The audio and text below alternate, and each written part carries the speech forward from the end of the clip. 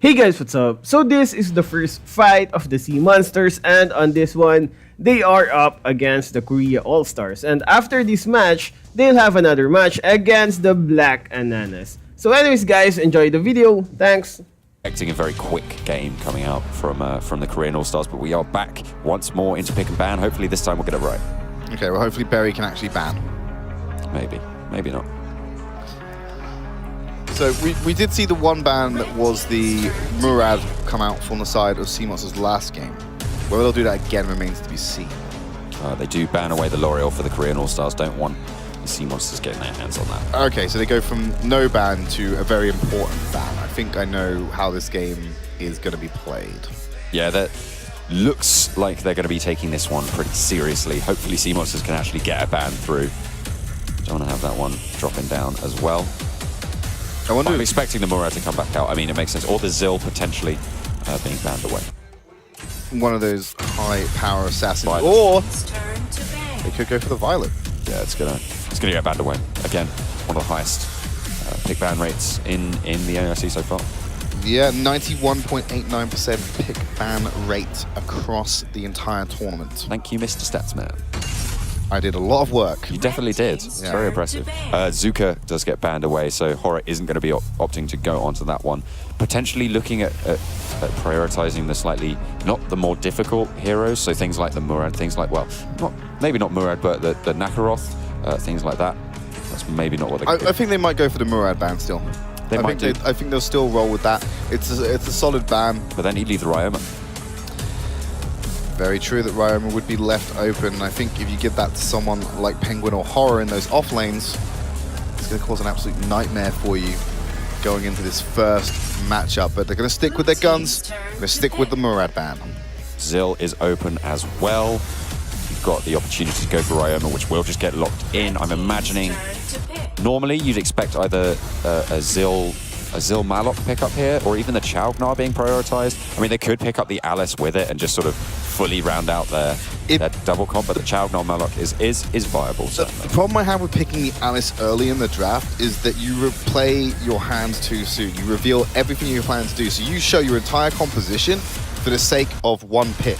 And it allows the enemy team to then go, right, well, we know how exactly you're going to play this game. Let's do this instead, you know? So that's why I'm against an early Alice ban. We did see the early Alice pickup, but that was when it was so prevalent in the series. I think they went L'Oreal Alice in the first red side pick. It was left open. And that gave over, I believe, Ryoma, Malok, Ormar. Yeah. And that was when they were high-fiving and then they lost the game. Yeah, I remember that one. So it can be done, but it's not the best thing you can do because you do reveal everything you're planning on doing. Yeah, so the Chaugnar and the Malok get locked in. The Zil and the Aerie both being hovered. I imagine they're both just going to get locked in, both power picks. Yeah, Aerie, as the tournament has developed, has seen more play. It was adopted more from A side. Aerie was played in the group stages, and then when it came into the quarterfinals and semis, it really ramped up in how important it was for the series.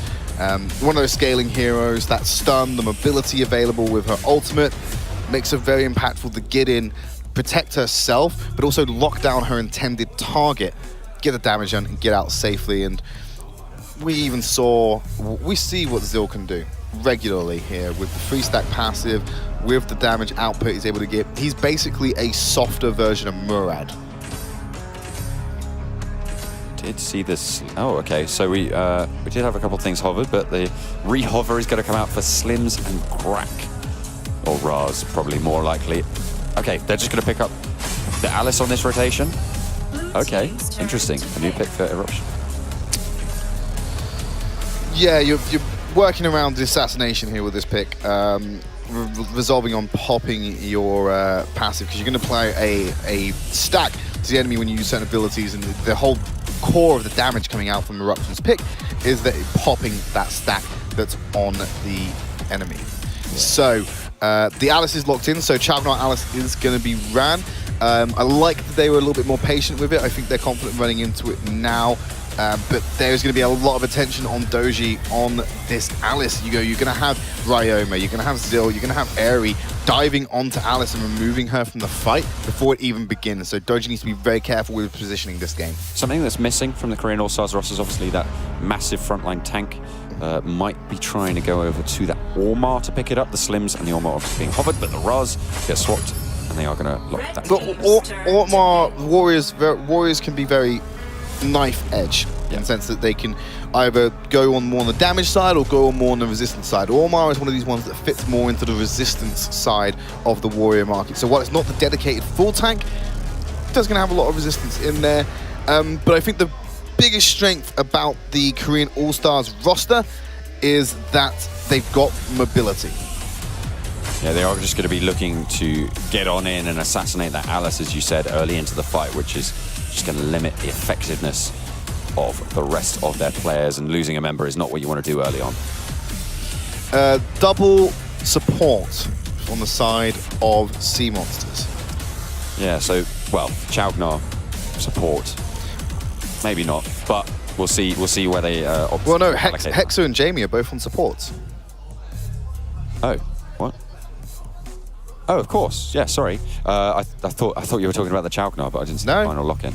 Because you know my attitude towards Chaugnar as a support. It's not a support. Yeah, of course. I mean, it's the inverted commas support, right? Yeah. That's sort of how it tends to be run. But yeah, looking at the Korean All-Stars, there are weaknesses there. And the Kirknack for Eruption will be trying to assassinate those weak players who are maybe trying to go in for the flank and burst that Alice on the back line, but with that AD Assassin, we'll just try and prevent that. So, let's get the game underway. Korea All-Stars take on the Sea Monsters in the first of our event match series of the Asian regions. Still in the game one, 3 games in the show matches to go. Not a lot on the line, there's no real increase on prize pool, they're just playing for a little bit of regional pride and a little bit of fun as we start to ramp up towards our grand final. We're going to jump on to the Arena of Valor. Let's see how the pros are going to stack up against the influencers in this matchup. Of course, nothing really on the line, it's a very friendly match, so hopefully cheers all round. Maybe go for a drink after this, because of course the Korean players no longer in the tournament. Yeah, and Doji, Anthony leading the charge onto Horror.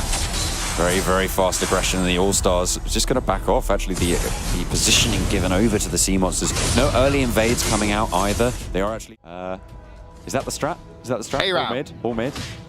All mid? A-round. Let's go.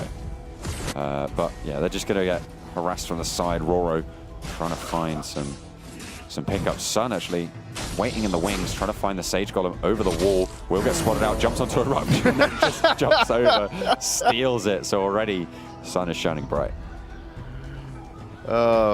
They lack of vision on Sun's positioning on the side of the Sea Monsters. It was an easy pickup. They're actually going to lose both their buffs in the top side on the red side of the map, so they don't get a Might or a Sage buff to kick things off. Now Sun is sat in this bottom lane. Just on the solo as well, the Aerie. Just trying to be zoned out. We'll go up against the Ayora. So a fight in the mid lane is going to erupt though, as Eruption is going to make it happen, but that's a triple knockup coming out from Penguin. Doggy taking potentially a little bit too much damage, but they can't continue the fight because of course Roro too low on HP in the mid lane again, finding that focus. Penguin more than happy to sit in that middle lane on the Raz though and just stay there, farm and wait for the opportunity to group up. Sun has got access to his ultimate, so that opens up a world of possibilities for Aerie in terms of her damage threat. Spirit Sentinel being picked up, but hang on a minute, in the bot lane, it's going to be Doggy who goes down first. Berry on that Zil, able to claim first blood and gets the double kill as well. No, that one actually went over to Sun to find the second kill, but now Abyssal Dragon is open, and with 2 players off the board, you're not really going to be able to position to do anything as Sea Monsters. 5v3 man advantage, and they're just holding an aggressive position. They're looking for catches. They're going to prey on the fact that Sea Monsters will go ahead and scout it out. An Eruption pays for his curiosity. Yeah, Alice missing the stun there onto 3 members. Not sure it was crucial, but nonetheless, it wasn't a missed skill shot. Trying to find it this time. Will get 2, but it's not really going to matter as the Sea Monster's health bars are sort of disappearing across the board. Doggy goes down. Zill finds first blood. Anthony will follow, able to get the kill over onto Raz this time.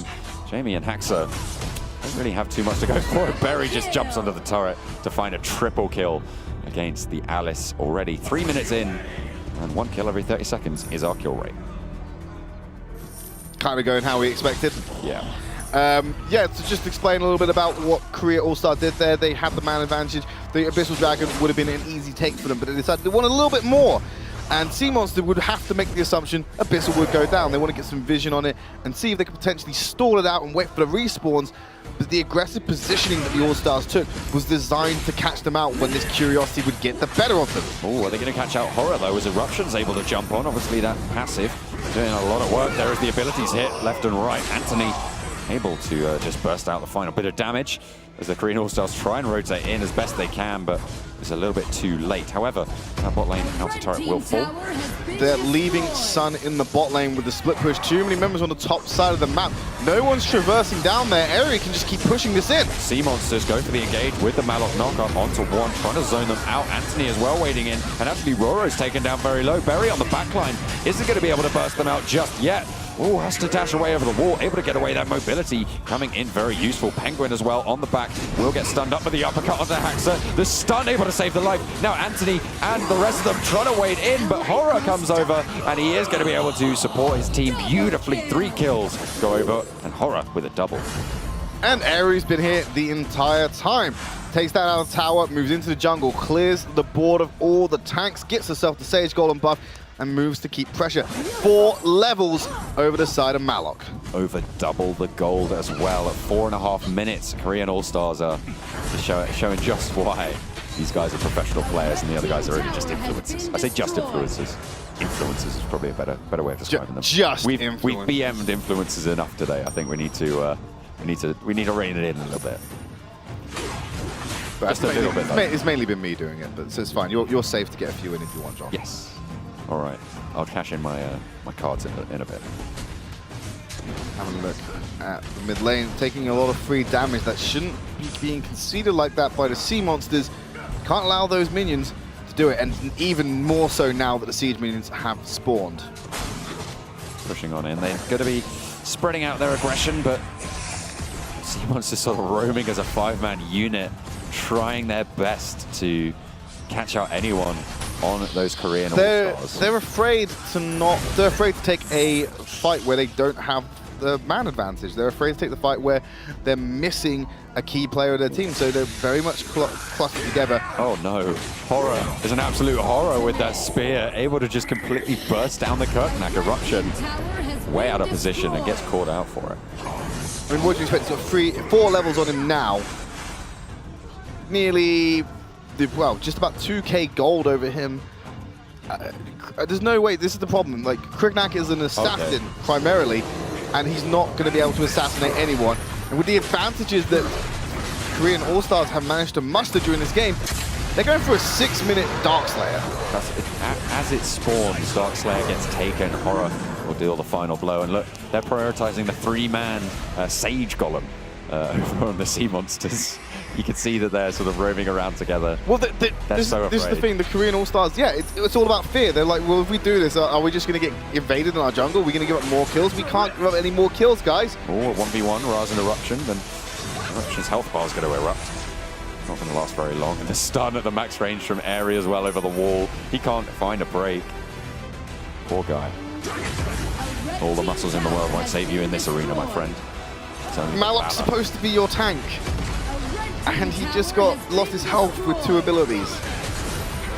The high ground turret's getting slowly taken down as well as the Korean All-Stars at 7 minutes are starting to look to break the base. You can see the Sea Monsters, just so much damage going over to them just from the poke.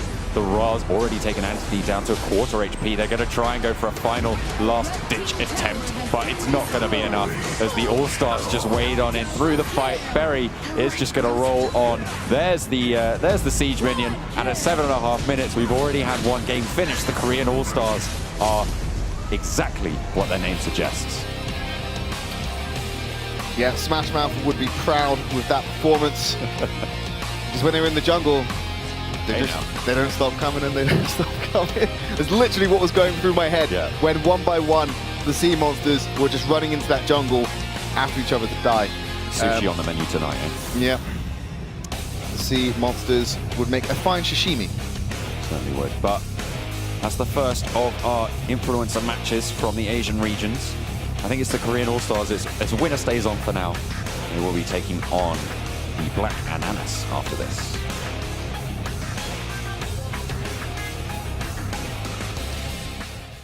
Just a quick info, you have a chance to win 300 vouchers. Just like this video, subscribe on our channel and turn on the notification, the bell icon, and comment your IGN and long ID number. Now to see your long ID number, just go to settings and player ID. And that's it guys, thanks!